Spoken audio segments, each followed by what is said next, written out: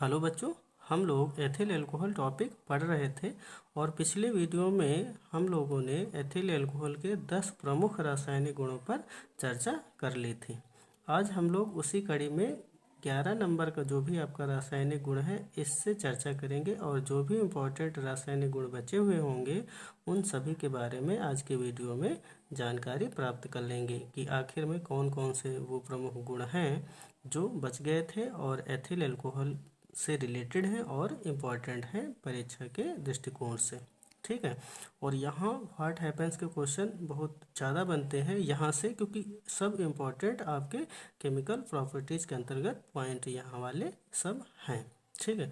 तो सबसे पहले हम बात करते हैं ऑक्सीडेशन। अगर हम ऑक्सीकरण करते हैं किसका, एथिल अल्कोहल का, तो बच्चों अम्लीय डाइक्रोमेट, यहाँ पर डाइक्रोमेट में सोडियम डाइक्रोमेट और पोटेशियम डाइक्रोमेट दोनों में से किसी को भी ले सकते हैं। तो यहाँ पर सोडियम का डाइक्रोमेट लिया गया है यानी कि Na2Cr2O7 + H2SO4।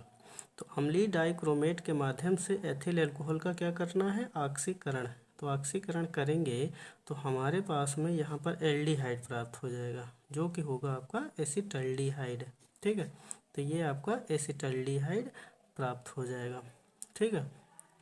और ऑक्सीडेशन में क्या होता है, या तो ऑक्सीजन अंदर आते हैं या हाइड्रोजन बाहर जाते हैं। ठीक है। तो यहाँ पर एस्टल्डिहाइड सबसे पहले प्राप्त होगा और इसके बाद में अगर हम इसी एस्टल्डिहाइड का फिर कर दें ऑक्सीडेशन सेम सिचुएशन में, तो इसी एस्टल्डिहाइड का दोबारा ऑक्सीडेशन करने पर हमारे पास में ये आपका मोनोकार्बोक्सिलिक अम्ल प्राप्त हो जाएगा जो कि होगा आपका एसिटिक अम्ल। ठीक है। अगला रासायनिक गुण है विहाइड्रोजनीकरण। तो ये आपका जो विहाइड्रोजनीकरण है इसमें क्या होगा, विस्थापन किसका, हाइड्रोजन का, यानी डिहाइड्रोजिनेशन में क्या होता है, कॉपर की उपस्थिति में एथिल अल्कोहल को 300 डिग्री सेल्सियस पर गर्म करेंगे तो हमारे पास एस्टल्डिहाइड प्राप्त हो जाएगा, साथ साथ हाइड्रोजन विस्थापित हो जाएगी। तो विहाइड्रोजनीकरण में मतलब होता क्या है, तो विस्थापन किसका, हाइड्रोजन का। ठीक है। तो ये रिएक्शन आपकी 300 डिग्री सेल्सियस पर होगी, कॉपर उत्प्रेरक का काम करेगा और एथिल अल्कोहल के माध्यम से इनका सहारा लेकर आप गर्म करेंगे तो एस्टल्डिहाइड के साथ साथ H2 आपकी विस्थापित हो जाएगी। 13 नंबर पर रासायनिक गुण जो है वो है आपका रिडक्शन यानी कि अपचयन। एथिल अल्कोहल का अगर हम अपचयन करते हैं तो क्या बनता है, तो यहाँ पर जो लाल फास्फोरस है उसको हम लेंगे एज ए कैटालिस्ट और फिर एथिल अल्कोहल का हम हाइड्रोजन आयोडाइड के माध्यम से क्या करेंगे, रिएक्ट करवाएंगे तो यहाँ पर क्या बन जाएगा, एथेन बन जाएगा। CH3 सिंगल बॉन्ड CH3 ये आपका क्या है, तो ये आपका एथेन है। ठीक है। प्लस H2O बनेगा प्लस I2 यानी कि आयोडीन भी यहाँ पर बनती हुई दिखाई देगी। तो रिडक्शन करने पर हमारे पास में एथेन प्राप्त होगा और I2 प्राप्त होगी और H2 भी प्राप्त होगा।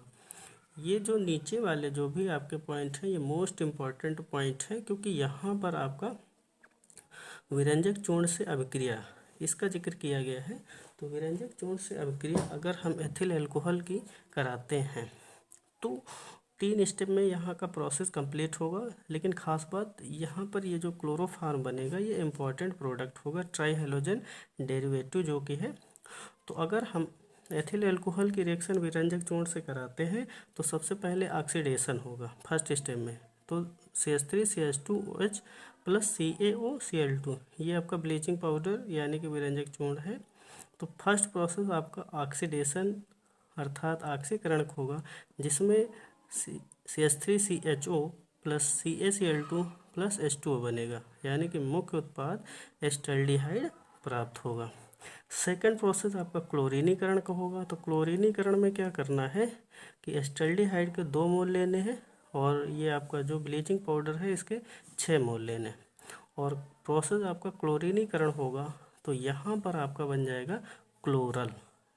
तो ये आपका CCl3CHO क्लोरल है जिसके 2 मोल और कैल्शियम हाइड्रोक्साइड CaOH का होल ट्वाइस के 3 मोल और साथ साथ कैल्शियम क्लोराइड यानी कि CaCl2 के भी 3 मोल प्राप्त होंगे। और थर्ड प्रोसेस है जिसमें से आपको क्या करना है, जल अपघटन। तो जो यहाँ पर हमारे पास में क्लोरल बना इसका हम कैल्शियम हाइड्रोक्साइड के माध्यम से जल अपघटन करेंगे। तो 2 मोल लेने होंगे हमें क्लोरल के 2CCl3CHO प्लस CaOH का होल ट्वाइस, जो कि बुझा चूना है। जल अपघटन करेंगे तो 2 मोल हमारे पास क्लोरोफार्म के प्राप्त हो जाएंगे और यहाँ पर 1 मोल कैल्शियम फार्मेट का प्राप्त होगा, जो कि होगा HCOO का होल ट्वाइस Ca। तो इस तरीके से इम्पॉर्टेंट प्रोसेस है, क्योंकि जो प्रिपरेशन होती है क्लोरोफार्म की, तो उसके प्रिपरेशन में हम एथिल अल्कोहल या स्टोन के माध्यम से ब्लीचिंग पाउडर के रिएक्शन जब कराते हैं तो क्लोरोफार्म को प्राप्त करते हैं।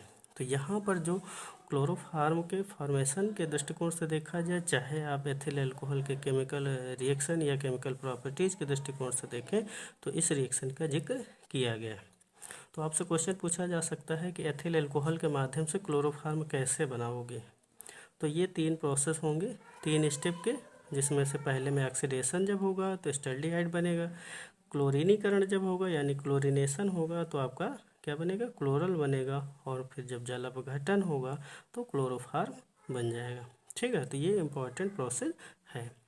और लास्ट में यहाँ पर हैलोफार्म अभिक्रिया का जिक्र किया गया है।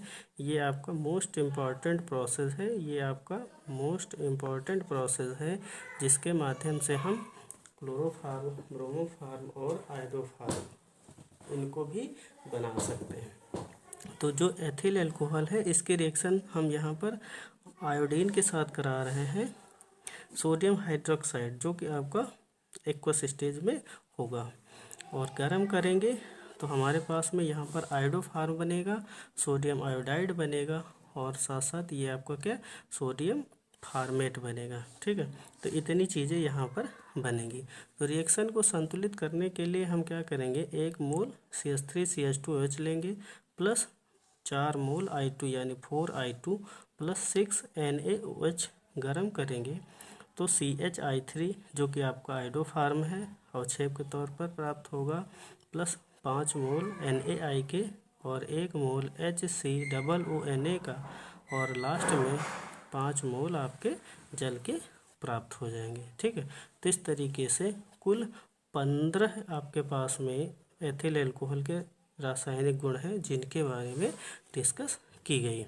अब अगर हम यहाँ पर शार्ट में यूज की बात करते हैं, यानी कि उपयोग की बात करते हैं, तो एथिल अल्कोहल का हम उपयोग आसानी से कहाँ कर सकते हैं, मेथिलित स्पिरिट में, ठीक है, पेंट में कर सकते हैं, वार्निश में कर सकते हैं, औषधियाँ जो होती हैं उनमें कर सकते हैं, क्लोरोफार्म आदि के फार्मेशन में कर सकते हैं। ठीक है, तो वैसे तो उपयोग के दृष्टिकोण से देखा जाएगा तो बहुत ही अच्छे खासे आपको उपयोग एथिल अल्कोहल के देखने को मिल जाएंगे।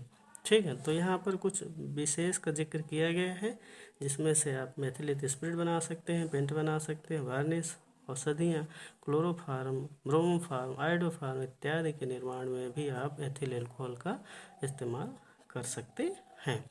तो बच्चों, हम लोगों ने एथिल अल्कोहल टॉपिक के बारे में वेल डिटेल सब कुछ स्पष्ट कर लिया है कि आखिर में एथिल अल्कोहल क्या होता है, एथिल अल्कोहल को बनाया कैसे जा सकता है। तो 7 विधियों के माध्यम से एथिल अल्कोहल को बनाने की बात की गई थी, और इसके बाद में एथिल अल्कोहल के भौतिक गुण क्या होते हैं, एथिल अल्कोहल के रासायनिक गुण क्या होते हैं। तो कुल 15 रासायनिक गुणों पर एथिल अल्कोहल के डिस्कस हुआ, जिसमें से कई सारे ऐसे पॉइंट हैं जो अति महत्वपूर्ण हैं, चाहे व्हाट हैपेंस के दृष्टिकोण से देखें, चाहे यहाँ पर प्रॉपर्टीज़ के दृष्टिकोण से देखें, यहाँ तक कि कुछ ऐसे पॉइंट हैं जो कॉम्पिटिटिव एग्जाम के दृष्टिकोण से भी बहुत ज़्यादा इम्पोर्टेंट हैं।